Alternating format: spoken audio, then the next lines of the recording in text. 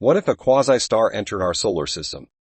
Imagine a star much larger and more powerful than our own sun, entering our solar system. This star, called a quasi-star, is hypothetical, but plays an intriguing role in understanding how early universe stars might have formed. Unlike stars we see today, these stars were incredibly massive, hundreds or even thousands of times more massive than our sun. They would burn their fuel incredibly fast, creating intense radiation and gravitational forces that would have unimaginable effects on any solar system they entered. But what exactly would happen if one of these giants came into our own solar system?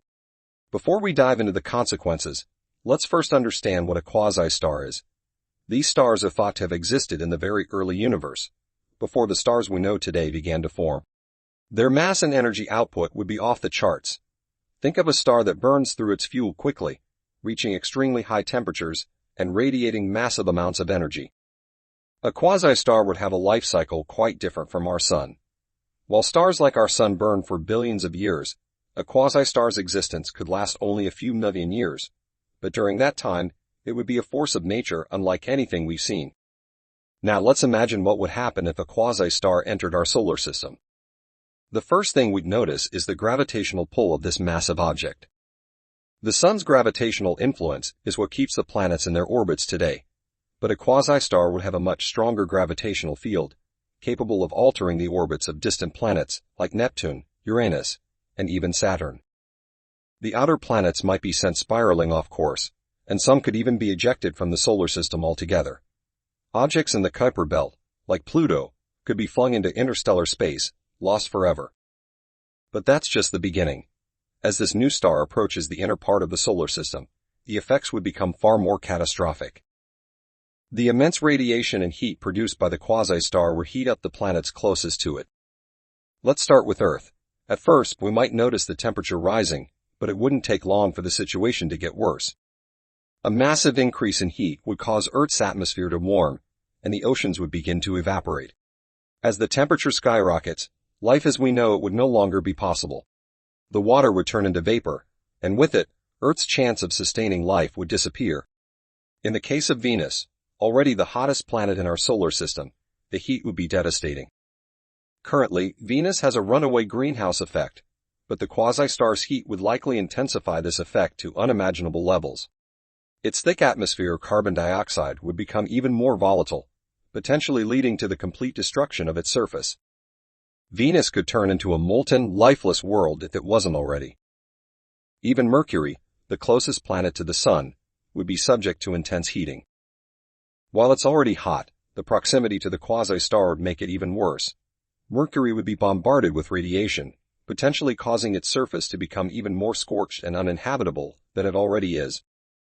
But the inner planets wouldn't be the only ones affected. The Sun, already the powerhouse of the solar system, would be destabilized by the gravitational pull of a nearby quasi-star. The Sun's orbit could be altered, even if only slightly. This disruption would lead to massive fluctuations in solar radiation, and we could see a series of solar flares or coronal mass ejections, much stronger than what we experience today. These could wreak havoc on Earth's satellites, communication systems, and even our power grids. The sunspots and solar activity would be far more extreme, and the space weather could become unpredictable. As the quasi-star's gravity continues to influence the solar system, the effects would become more chaotic. Moons would be torn away from their planets, and asteroids from the asteroid belt could be sent on wildly unpredictable trajectories. Some might even crash into planets, while others might get ejected out of the solar system entirely. The solar system structure as we know it would be drastically altered, and it could take billions of years for the system to stabilize, if it ever does. Now let's consider a more optimistic scenario. What if the quasi-star somehow settled into a stable orbit within our solar system? Could it coexist with our Sun? In theory, a quasi-star and the Sun could form a binary star system. A binary system is a system with two stars that orbit each other, but given the sheer size and gravitational pull of a quasi-star, it's hard to imagine the Sun and the quasi-star forming anything stable. The gravitational forces would likely interfere with each other, creating a constant battle for control over the planets and their orbits. It's far more likely that the quasi-star would destabilize the entire system, causing the planets to either collide or be ejected into space. In this worst-case scenario, the quasi-star would likely end up consuming or ejecting the sun, and it could pull the planets into its gravitational grip. Life on Earth, if it hasn't already perished from the intense heat, would be either destroyed or scattered throughout space. The solar system would no longer exist as a cohesive system. The bottom line is that a quasi-star entering our solar system would be a disaster of epic proportions. The planets would be thrown into disarray, and life as we know it would cease to exist. Whether the quasi-star completely destroys the solar system or reshapes it into something unrecognizable, the outcome would be catastrophic.